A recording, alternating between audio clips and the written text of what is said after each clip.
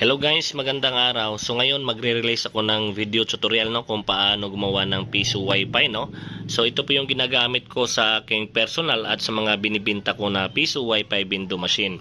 So ito po ay basic diagram pero wag po natin ito maliitin dahil yung basic diagram yan po ang pinaka-easy i-troubleshoot at syempre matibay po pag basic diagram po tayo.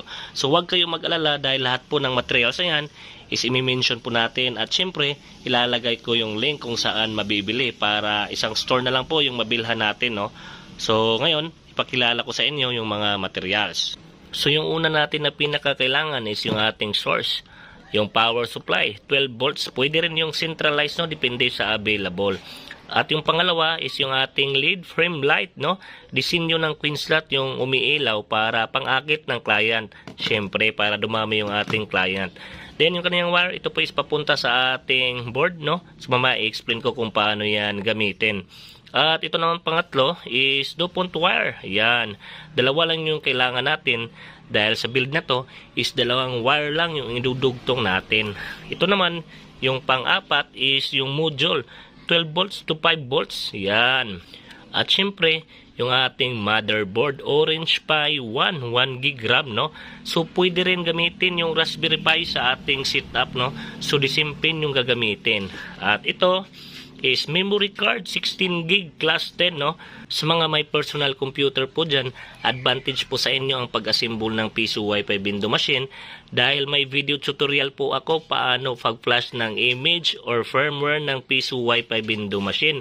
At sa mga walang computer naman dyan na gustong mag-build talaga ng piso wifi window machine, available din po sa atin yung SD card na may naka-install ng firmware So comment nyo lang sa baba at anong gustong firmware na ilalagay natin dito. At ang sunod natin na kailangan is USB to LAN. Yan. At syempre UTP cable or LAN cable na maliit para USB to LAN at ating access point. So yung access point natin depende sa gagamitin nyo. Merong outdoor antenna pero sa akin indoor lang muna for tutorial purposes. Kailangan din natin ng UTP cable na mataas, depende sa haba kung saan nakalagay yung internet source nyo. At the last one is yung ating queen slot So universal, tumatanggap ng piso, 5 at saka 10. Yan. So ngayon pakita ko sa inyo yung tapos na piso wifi namin. Ito po siya, yung front view. Tapos TP-Link EAP. Outdoor yung aking gamit na access point. Then tingnan natin sa loob. Ayan. So ito pala yung sabi ko kanina. Centralized, pwede rin ito yung gamitin nyo. Pwede rin yung ganun. So depende sa available sa shop So ito po yung likuran ng ating piso wifi window machine. Ayan, kung makikita nyo, di masyadong kalat. Then kung mapapansin nyo, iba yung kanyang POA. At marami yung wire dahil 12 volts power po ito. Baterya po yung gamit, yung available dito sa amin. So order ni Sir Topacio, shout out kay Sir Topacio So baka ito po yung next natin na tutorial, piso wifi powered by battery. Let's go! First step na gagawin natin, prepare natin yung lead frame light. Yan. At pangalawa, yung module 12 volts to 5 volts. Yan. At ito, queen slot universal queen slot. So open natin. Yung laman, yung mismong hulugan, tumatanggap ng piso, 5 at saka 10. At yung kanyang wire sa likuran ng queen slot pero di natin ito magagamit, sit aside natin to So ito yung pinagkaiba sa video natin ngayon sa mga previous video natin dahil ginagamit natin to. Yan, sit aside dyan. Then next na laman is ito, GST pin. Yan, red wire at saka black wire So isa lang yung magagamit natin na wire dito, either red at saka black So ang purpose ito, pag naghulog yung client tapos din niya na-click or nakalimutan niyang ma-click yung insert money or insert coin, is di kakainin ng queen slot yung barya So ilalagay ko na lang din yung link kung saan ito mabibili dahil minsan yung queen slot na binibenta nila is walang GST pin So yan, lagay natin dyan. At yung panguli is yung nut na queen slot So ganito po yung kanyang plastada. Yan, disenyo po itong lead frame light na queen slot Umiilaw po yan, paikot-ikot. So ngayon, assemble natin. Sa lead frame light natin, kasama na po itong wire. Yan, nakadugtong na po yan, pero detachable po yan. Pwede yan. Then, pwede natin ibalik. Yan, purpose niyan para pag mag-assemble na kayo sa loob ng box, is di kayo masyadong mahirapan. Then, ito, para sa queen slot po ito, dalawa po siya. Yung sa huli, ikakat po natin itong sa huli. So, cut ko para makita nyo. Yan. So, 4 na wire po yan. So, di natin kailangan yung color gray. Ang kailangan natin dito, red, white, at saka black. So, yung color gray, cut po natin dito. Cut po natin yung color gray. Yan. So, ganito na po yung kanyang forma. Wait. Ayusin natin. Yan, ganyan. So, ito, isaksak po natin ito sa queen slot. Sa likuran ng queen slot, no? Ganito po. Yan. Yun. Ganito po yung kanyang disenyo. The next is yung GST pin. So, tanggalin ko lang muna. Yan. Then ito, saksak natin dito sa likuran ng queen slot. Dito sa baba. Wait. Yan. So, di naman siya makakasya kung baliktad, no? So, make sure lang sa queen slot yung kulay pula. Itong kulay pula nakatapat sa 12 volts. Yan. Tapos, itong pin sa likod, dapat lahat ng pin nakataas, no? Minsan kasi yung mga binibinta nasa gitna or nasa baba. Pag ganyan po yung nangyari, hindi po siya nakataas, automatic po yung piso wifi nyo nag-credit ng piso, no? So, marami pong situation na ganyan po yung problema ng mga piso wifi user, no? Di nila alam paano ayusin. So, ganito lang po pag ganyan yung problema nyo. Yan. Dapat yung lahat ng switch dito is pataas, no? No. Yan. NO at saka fast. Yan. NO at saka fast. So, ngayon, balik tayo dito. Balik tayo dito sa wire na pinutol ko kanina. Tatlo na lang yung natira. Tatlo na lang yung natira. Yung ito, black, red, at saka white.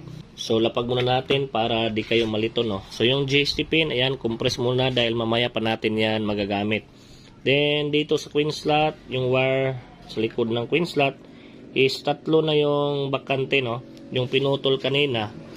Red wire, black wire, at saka white wire. So, ang gagamitin natin dito is yung red at saka black. Set aside muna yung white wire. So, ito po. So, ang purpose ito is para ma-power natin si queen slot at si LED frame light. So, dito na papasok yung module, no? Dito naman natin isasaksak yung ating power supply. Yung 12 volts power supply natin. Ito po na power supply. So, yung pin niya is dito natin ilalagay. Diyan. Then, dito sa katabi is output po yan. Lalabas po dito is 12 volts. No? So, yung pula at red wire kanina is dito na tayo magsaksak sa kanya dito. Then, di naman kayo malilito dahil sa likuran. Wait, detach muna natin yan. Dahil sa likuran nito, merong sign, negative, ayan, dito. Negative at saka positive. So, para masaksak po ito sa module, kailangan niyo po ng lighter. Ganito po yung gagawin nyo. Yan, initin nyo lang. Tapos, tanggalin nyo yung guma sa dulo. Din yun, visible na. Yung mismong wire. Then, gamit kayo ng screw. Yan. Paluwagan nyo dito. Para makasya sa butas dito, no. So, again, yung sa right side, may sign po yan. Positive. So, kailangan di po yan magkabaliktad para iwas po, no, masira yung ating mga materialis. Oops. So, kayo na po yung bahala na makomfort sa trabaho nyo. Yung sa akin, medyo kahirapan, no, dahil nilalapit ko sa camera para makita nyo. Yan. So, ulit-ulitin ko, yung positive, yung plus sign is color red. Kailangan po natin yan ulit-ulitin para yung iba na nanonood ngayon is hindi magkamali, no? So, higpitan gamit yung screwdriver. Yan. So, yun. Tapos na.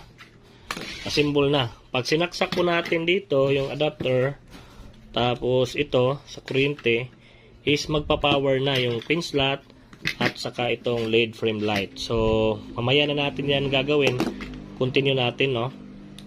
So for the meantime, set aside muna yung power supply. So ngayon, yung kulang na lang is yung color white na wire.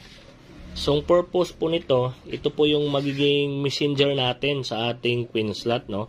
Pag naghulog yung client sa ating queen slot ng piso, 5, 10, depende po sa selected coins niya, magmimensahe po si queen slot papunta sa ating board. At dyan na po papasok yung ating motherboard na Orange Pi 1. So yung white wire ilalagay po natin sa pin 3 ng ating board. Magsisimula po yung counting natin sa right side. Dito, pin 1 sa right side, pin 2 sa katabi, sa left side, at pin 3 naman sa right side. So yung white wire ilalagay natin sa pin 3. So ngayon, paano natin malagay is wire din yung sa dulo. So dyan na rin papasok si DuPont wire, no? So tatanggalin natin yung kulay puti. Ito. Tapos puputulin natin sa gitna. Yan. So isa lang po yung gagamitin natin. Yan. Then gamit tayo ng lighter, initin natin dito. Tapos tanggalin natin sa dulo. Yan. Then idudugtong na natin sa white wire. Ayan, pasensya medyo makalat pero I'm sure na follow na yung video. Yan, idudugtong natin sa white wire. Then kailangan natin ng heat shrink ito para pag nadugtong na siya. Wait, dugtong natin ha. Yan. Pag nadugtong na, ganyan. Ganyan po. Then, initin natin. Yan. So, matibay na siya. Ayan. Matibay na. So, ready to assemble na. So, arrange na natin. Diyan ang queen slot. Dito ang LED frame light. Dito naman ang module. Ayan, dito lang. Tapos, yung ating board. So, pag bumili kayo ng board, make sure po na merong power cord. Ito po yung power cord niya. So, kasama po ito sa board pag bumili kayo ng board, no? Yan. Lagay natin dito sa module. So, ang purpose naman ito, yan, dito, is i-convert niya yung 12 volts to 5 volts. Dahil yung ating Orange Pi 1 is 5 volts po yung require na power. So, pag 12 volts po yung papasok sa kanya, is masisira po yung board natin, no? So, kailangan po natin talaga ng ito. Itong 12 volts converter, no? 12 volts to 5 volts. So, yan. Then, dito naman yung board. Saksak natin yung kanyang cord sa gilid ng Orange Pi 1. So, yan. Goods na goods. So, yung kulang na lang is yung ating firmware. So, dito tayo maglalagay ng SD card. So, dyan na po papasok yung ating system PisoFi na naka-install na po sa ating memory card na 16 gig. So, dito po yan ilalagay. Dyan, may saksakan po yan. No? Then, press nyo po. Oops. Yan. So, pag tatanggalin po yan, di po natin yan hihilain. Press nyo lang po. Tapos, lalabas yan. Ganyan. Then, pag lalagay nyo, kailangan ma-press nyo din para malak siya. So, ngayon, ilalagay na natin yung white wire. Again, ulitin ko, ang purpose po ng ating white wire, dyan po magsisimula yung mensahe kung magkano yung hinulog ng client, magmimensahe po yan, papunta dito sa ating board. Then, ilalagay natin sa pin 3. Ayan. Pin 3. Yan po. So, zoom in ko na lang. Yan, para makita nyo yung pin 3, no? So, ngayon, yung kulang na lang is yung ating access point, no? So, yun na nga, yung sabi ko kanina, indoor yung gagamitin natin for tutorial purposes. Pero marami pong klaseng mga access point, mga antenna na magaganda. Kayo na po bahala mag-explore, no? Yan po. At syempre, yung ating USB to LAN. Ito, USB to LAN. Saksak natin dito sa Orange Pi 1. Yan. Then, yung maliit na UTP cable, saksak natin dito. Papunta naman ito sa ating indoor access point. Lagyan natin sa LAN 1. Yan. So, medyo makalat. Pero, I'm sure na susundan nyo. Yan. So, yung kulang na lang is yung ating ito, GST pin. So, alam niyo ba, dito sa GST pin, yung nilagay natin kanina, yan, sa baba ng pin slot, dalawa po yan, red at saka wire. So, advice ko sa inyo, huwag nyo na pakialaman yung default na nakalagay sa pin, mga GPU settings ng ating system or firmware, kung anong firmware na gamit nyo. So, ang gagamitin natin dito, either si red at saka si black, no? Pag di gumana si red, pwede tayo sa black. So, dyan na papasok yung pangalawang ito, DuPont wire. Ito, so black yung na-ready ko para hindi kayo malito dahil yung una is color white, then black. So, ngayon dugtong natin, no? Minsan, kasi, palaging gumagana dito sa color red. So, ang gagawin natin, dugtong natin sa color red, no? Yan. Yan. Tibay na. So, lagay natin ito sa pin 5. Sa itaas lang ng white wire. Ayan. So, again, ulitin ko para di kayo malito. Ito yung pin 1 sa right side. Pin 2 sa left side. Pin 3 yung white wire sa right side ulit. At pin 4 naman sa left side. Then, ito naman, yung sunod is pin 5. So, dyan napapasok yung ating GST pin. So, for temporary pa lang yung red wire yung ginamit natin. So, pag di siya gumana, ilipat tayo sa black wire, no? So, again, ulitin ko, huwag nyo na pakialaman yung settings kung ano yung default sa mga system na gagamitin nyo. So, ngayon, power on na natin to at lagyan natin ng internet gamit yung ito, UTP cable na 10 meters, pero set aside muna yan dahil may naka-prepare na dito sa bahay. Yan. Galing po ito sa aking internet, no? Yung Rocket SIM. So, dito lang natin yan ilalagay para yung piso wifi natin malagyan ng internet. Yan. Then, pagkatapos, saksak natin yung power supply dito. Power on. Pack. Yan. Tapos, kuryente na lang yung kulang. Yan. Yun. Umilaw yung ating lead frame light, no? So, maganda po yung piso wifi natin pag meron ito. Pang-akit ng client, no? So, imbis na hindi maghuhulog tapos nakita niya ito, mapapaisip na lang na gagamit ng piso wifi window machine. Then yung ating pin slot, umilaw din, naka-power on na. Then yung ating board, papansin nyo, umilaw din. Yan, umilaw siya. Then, dito naman, na-detect na yung internet. Yan, may ilaw din. Then, yung kulang na lang, ito ang ating access point. Saksak natin. Yan. So, medyo magulo pero I'm sure na nasundan nyo dahil basic po yung ating ginawa na tutorial from start hanggang sa matapos. Then dito naman, ayan, umilaw na po yung ating USB to LAN. So, meaning, goods lahat. So, test na lang. Alright, so test natin. So, ito po yung lead frame light natin, naka-attach na sa queen slot, no? So, ito, yung extra phone, ayan, piso wifi.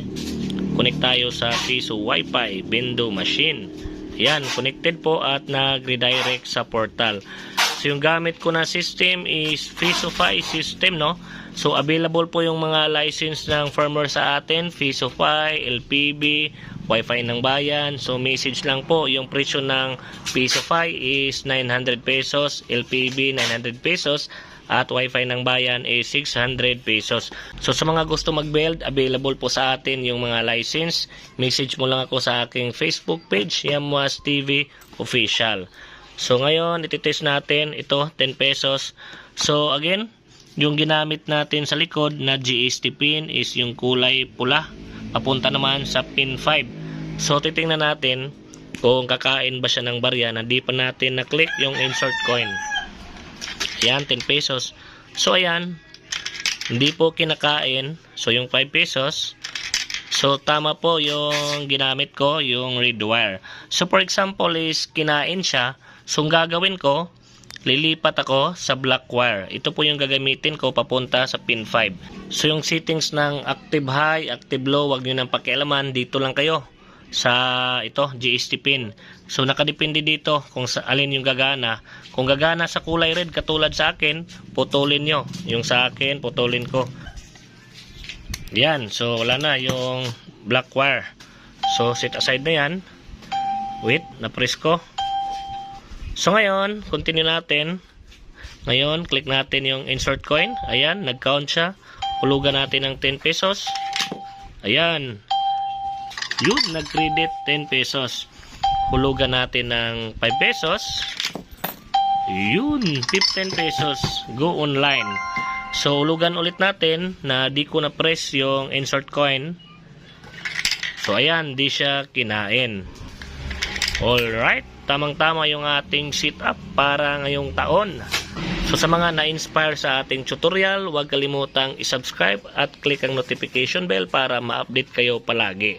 So, ngayon, ilagay natin sa box. Alright, na-assemble ko na yung pinakita ko sa tutorial.